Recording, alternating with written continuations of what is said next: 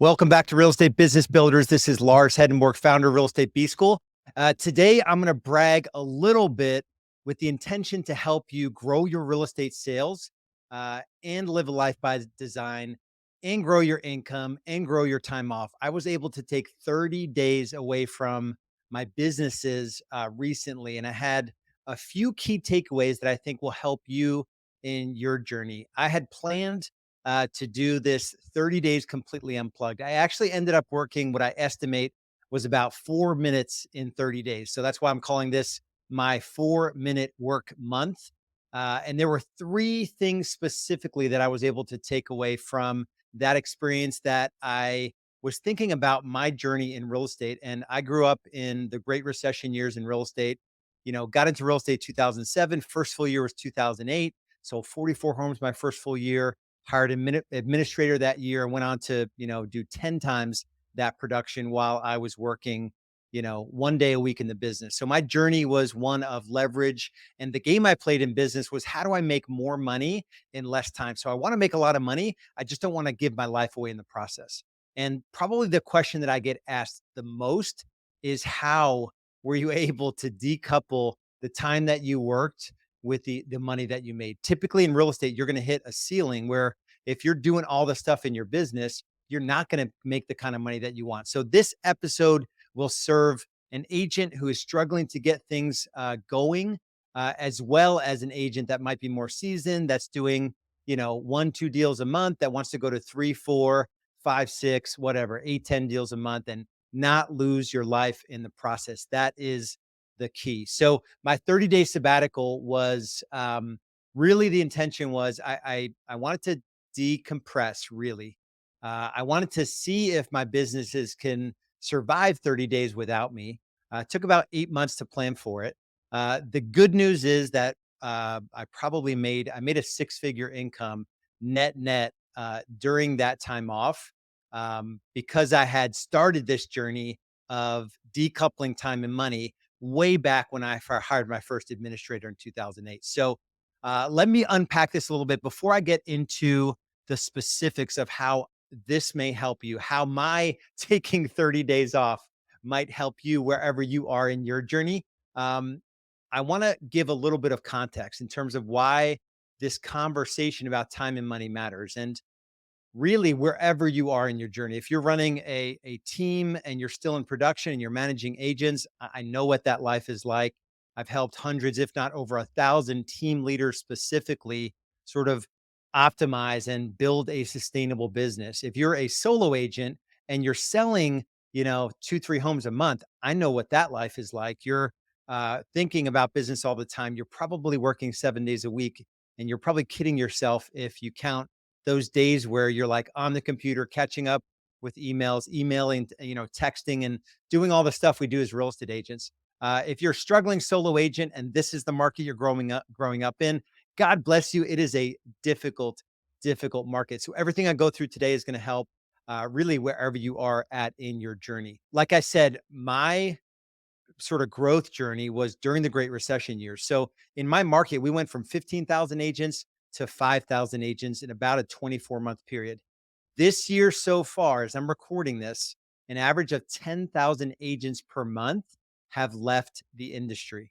So in terms of like why this matters, I want you to be on the thrive versus like barely survive, let alone get out of the business, right? I want you to crush your real estate goals. I want you to take home money, take home more money, work less hours, all of that good stuff. So let me get into the three takeaways that I experienced during my time away that I think will serve you no matter where you are in your journey.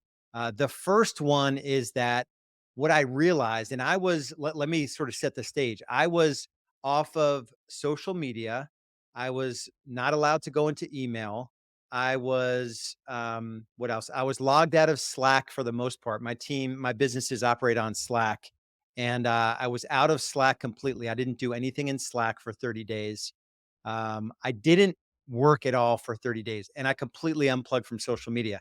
I actually haven't gone back to social media. So that's just another really cool thing that I was able to figure out, that I just didn't want to be in that noisy world anymore. I still use social media in my businesses, but my team handles the content and the different channels and the connection points there. So that's kind of setting the stage. I completely unplugged from everything. So the first takeaway is around that. It's the realization that there's so much noise in the world that once I stepped out of the noise, all of the chatter just dissipated. If you're plugged into social media, let's say you're, sort of entwined in the 24/7 news cycle. If you're, watching Netflix to decompress, or you're watching sports, or you're on your different apps on your phone and, all of that stuff, right? That is noise. And when I say the world is a big place, right? There's so much going on in the world that you have very little control over. And that's what I realized. Very little of the things I get wrapped up in, YouTube videos or social media or whatever, I have control of none of it, right? And we have set out to do the impossible. For me, I'm a husband, a father. My faith is important to me. My businesses and making money is important to me. My physical body, I'm taking care of my physical body. So I have enough in my world that I can't focus on anything else really. If I'm going to crush those areas, those 5 areas that I just mentioned, what I realize is that I really can't focus on much of anything else outside of those 5 areas. So the action item for you is to really look at, you know, maybe you don't take 30 days, right? This was, probably 10 plus years in the making. When I was able to, it took me about 5 years to scale my real estate business to over 400 transactions. And then that's probably about 10 years ago. And now I've been working on every quarter getting out of things that I don't want to do in my businesses. So for you, though, it may mean a 24-hour period, where you're completely unplugged from everything, where you can just get a sense of what it's like to be out of all the noise, right? Just let the chatter go away and really make some decisions on what your priorities are and what's most important to you. So that was the first thing, this like the noise going away, the world versus my world. The second takeaway that I think will be um, critical to you in your journey. And I even realized this, completely unplugging from multiple businesses for 30 days, that very little of what I do has like a big impact in the business in terms of growing the business and increasing my income. So let's take real estate sales, for example. I would venture to guess. I mean, I've done a study before. I've broken down all the tasks that real estate agents do, and there's like 12 broad functions that a real estate agent does, but probably 100 different things from generating a lead in social media and marketing and all that, all the way to post client, clients for life program and all of that. Right, 100 different things you could do in a given day, week, or month. 12 main functions. Most of those functions and most of those tasks and activities aren't impacting your income dramatically. I did a call recently with someone in our business foundations program, and she has a goal of taking home $300,000 post taxes, post expenses, pre tax, and she wants to work about 30 hours a week or 1,500 hours a year. I'm trying to, we worked out the numbers to be about $200 per hour is what she wants to make in real estate. When we calculated her current income, it was around $22 per hour. Very similar to where my income was back in 2007 when I first got into the business. I made less than 20 bucks an hour. It took me about 3, 4 years to get to 250, another year or two to get to 500 an hour, and then another couple of years to get to over $3,000 per hour. So even in this 30-day sabbatical that I was able to take, like, I had set the whole thing up in advance, making sure that anything that I was responsible for that drove income, mostly one-to-many things like a podcast or a video like this, group trainings I was able to get covered by our other coaches. But then when I realized it, like, very little of what I do on the day-to-day in my businesses lead to dramatic income. I'm actually gonna record another podcast episode that will be the episode after this that goes deep into the 4 things that you could do as a real estate agent to dramatically increase your income. So I'm not gonna go specifically into what those are. So make sure you watch that episode because I wanna spend a lot of time. There's only 4 things, and I'm gonna go deep into each one of those 4 things. But the takeaway is that I want you to realize that very little of what you do actually increases your income dramatically. Like if you're in the car running a yard sign or, dropping a contract offer, getting a signature or in a crawl space or whatever, think of all the things you do all day long as a real estate agent. Those are marginally productive activities. Like you can hire someone who can be the best in the world at installing yard signs for $10 an hour in my major metro market, right? You can hire someone for about the same amount of money that can, bring a brochure out to a property or, run something from here to there. Most of the things we do as real estate agents, we're glorified, errand runners, right? It's business errands and we take some of our day to run personal errands and we're just not dollar productive. So that's the second point, that very little of what you do actually makes you money. The third thing I realized on my sabbatical is that, and I mentioned it just a minute ago, is that this didn't happen, overnight. Like I didn't decide like, okay, I'm going to take off from May 15th to June 15th. And it's going to be awesome, right? This started back when I saw the path of leverage, and leverage is people leverage, technology leverage, systems leverage, marketing leverage. When I decided to take the path of leverage, and every quarter I would decide which activities in the business I would hold on to and which I would delegate.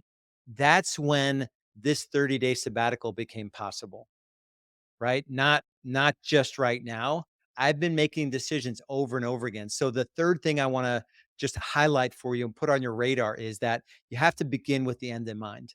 I began a long time ago deciding that I was going to take the role of business owner in anything I did versus the owner of like the technician. If you've ever read the book by Michael Gerber called E-Myth Revisited, right? The technician does all the stuff in the business, the entrepreneur sets the vision, and maybe does one or two high level things in the business, but they don't do everything in the business. So, um, a 3-year vision is critical, right? So, no matter where you are today, no matter what the market is today, you have the ability to decide right now where you want to be in the future. I did another call recently with a guy that, he's selling about 2 homes a month, which is about top 2 or 3% of agents in the country. But he's doing like 5 or 6 different things to get there. He has no vision about where he wants to go. He's just sort of haphazardly, going tactic after tactic in his business with no vision. He's not beginning with the end in mind about where he wants to get to. I literally did a quick call with him. I said, "Okay, you're doing 6 things. We need to pick 2 things. You've got a database of 750 people that know, like, and trust you.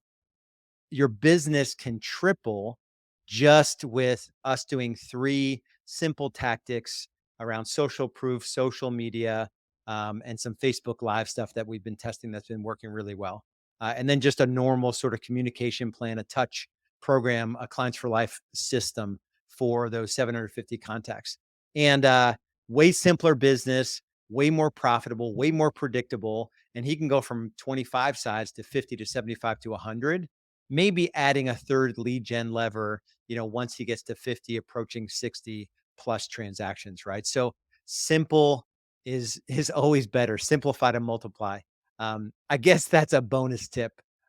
Is always, always, always, if you want to scale your business, especially when it comes to lead gen levers, simplify to multiply. Only implement or install a lead gen lever in your business if you know you can get that lead gen lever to 25 plus transactions within 12 to 24 months. That's how I was able to grow my business from 27 homes as a solo agent, 44 homes with a part-time administrator, all the way up to 453 transactions where I worked 40 days and I had 10 producing agents, right? The way I was able to do that is I just pick lead gen levers that were, good for 50 plus transactions. So we only had about 6 or 7 lead gen levers to sell 453 homes. So that's a bonus one for you. So if you're not in our free Facebook group, it's called Real Estate Business Builders. It is just pure value add. It's a community of agents that are like-minded in that they want to grow and scale their businesses and live a life by design, a life defined by time and money freedom. So go onto Facebook, find Real Estate Business Builders, a few questions to answer for us to let you into the group.